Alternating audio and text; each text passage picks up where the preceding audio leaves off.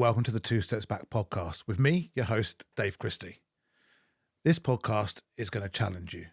This podcast is for small businesses looking to grow, looking to drive, and looking to share information and learn new things. Each week, we're going to learn a new topic. We're going to talk on a new subject, and it's going to come directly from business out there today. We're going to share that advice together. So if you're sitting comfortably, let's change that. There's two words here: social media. We get the media bit, but how often do we get the social bit? Today's podcast is going to be around being social on social media and the importance of ensuring that you're talking to and with your audience rather than at them. Welcome to the Two Steps Back podcast. My name's Dave Christie. Let's get straight into it. Social media is something that has taken over our lives, and as a small business owner, can take over our business too. We can find ourselves talking to cameras like I am to you right now, or talking on podcasts, or putting a lot of time and effort into putting messages out there to the world. Sometimes it can be really lonely, and sometimes we don't get anything back, and we wonder why. And it must be that people aren't interested in us. Over the years, I've spoken to many different small business owners who have been disheartened, who've got disengaged, and quite a few that have actually stopped their business because social media hasn't responded to them. And actually, none of that was actually around their business. It was just around their messaging, how they were talking and who they were talking to. Some of them were on the wrong platform. Some of them were utilizing the wrong message. And some of them were given advice from friends or other people that didn't suit them and their business. So we are going to go through several hints and tips today as to what you should be looking out for to ensure you're being more social on social, setting yourself up for success and maximizing the opportunities that are there for you. So where to begin? If I go and see a friend, or I walk into a networking event and go and speak to somebody, or somebody comes into the office, most of the time you don't just blurt out something and walk off. That's what we're doing on social media a lot of the time. We post something up, it has a message. We post it, we walk away, and we leave it. Yes, we might get a few likes. There might be a small bit of engagement.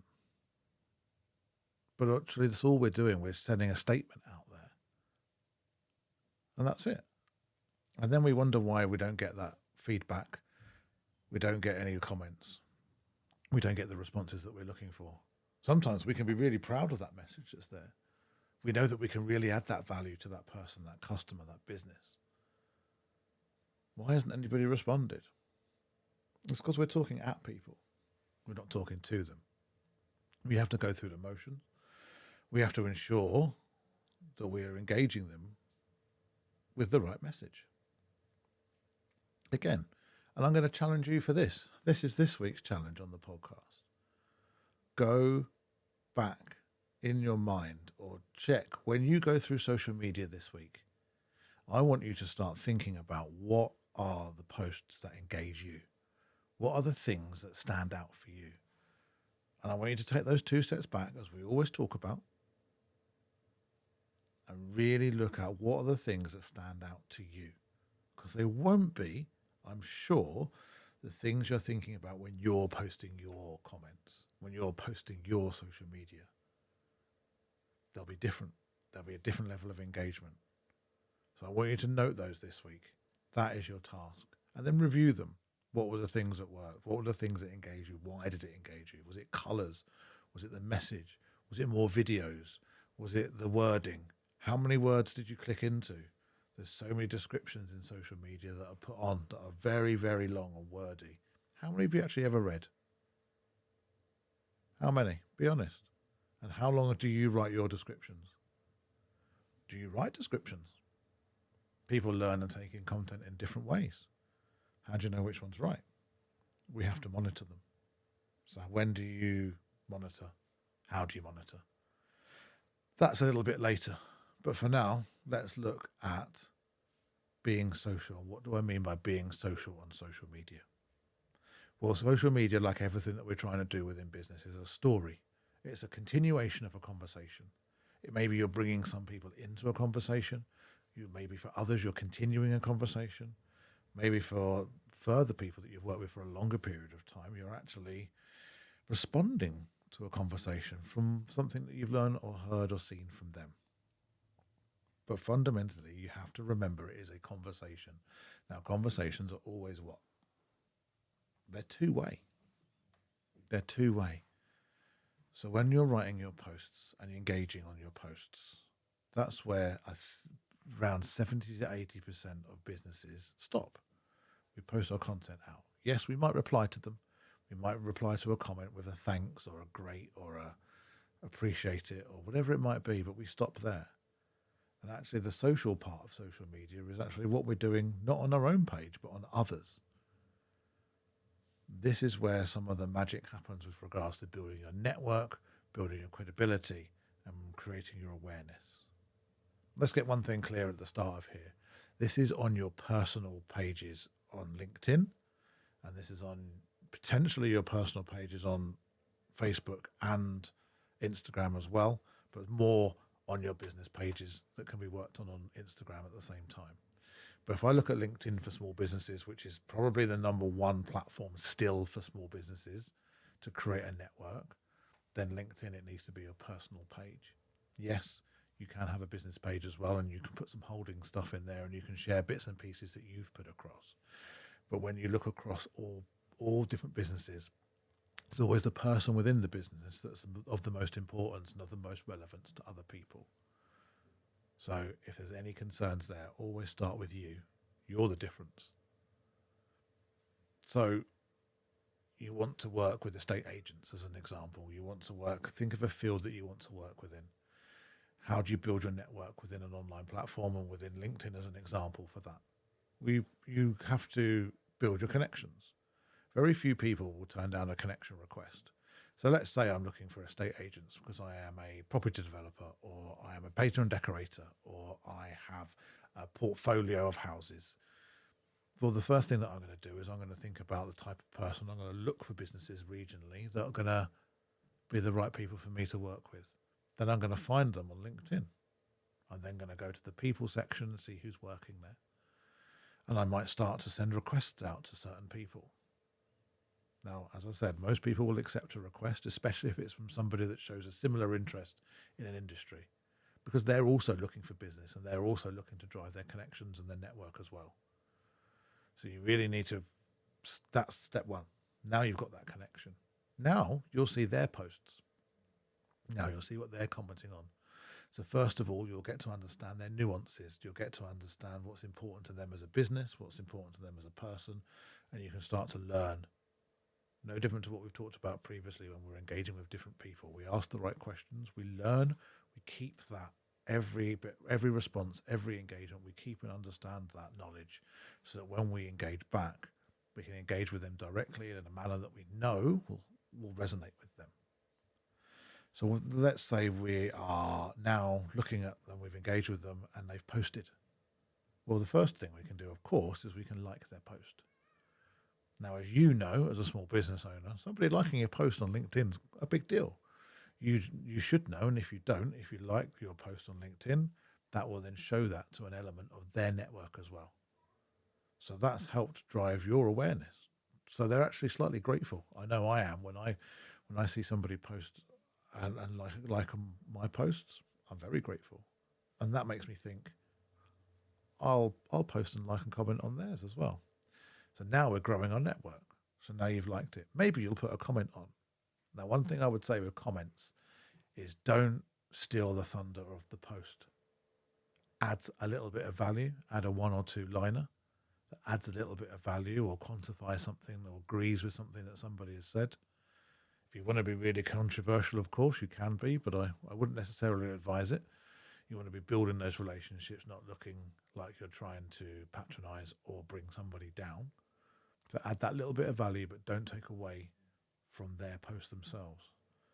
Now, maybe they'll respond back to you. The more engagement that post gets, of course, the bigger the algorithm sees it as being something that people want to see, and it'll expand out its reach. So again, I know I am. I'm always grateful when someone takes the effort and time to post on any of my platforms because I know that's helping expand my reach and I'm very grateful for it. I speak to a lot of small businesses who feel exactly the same and know how to work this model to drive and grow their business. I've done a number of workshops on this and I've attended a number of workshops from LinkedIn specialists who all say the same thing. Now, when you put your post out, that person has a chance to see you. They're more likely to look at you because you've engaged with them. They're definitely going to see your post because you've had an interaction and they get to know you a little bit. Maybe, if you're lucky, they'll comment on your post as well. Or they may even just like it. Now, that's the start of that relationship. That's the start of that story. You've got yourself a bigger network.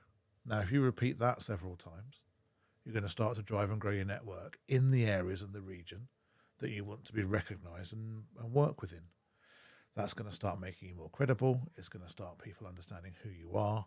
And if you end up going to networking events and bump into these people in a face-to-face environment, they're going to understand and know you a little bit more.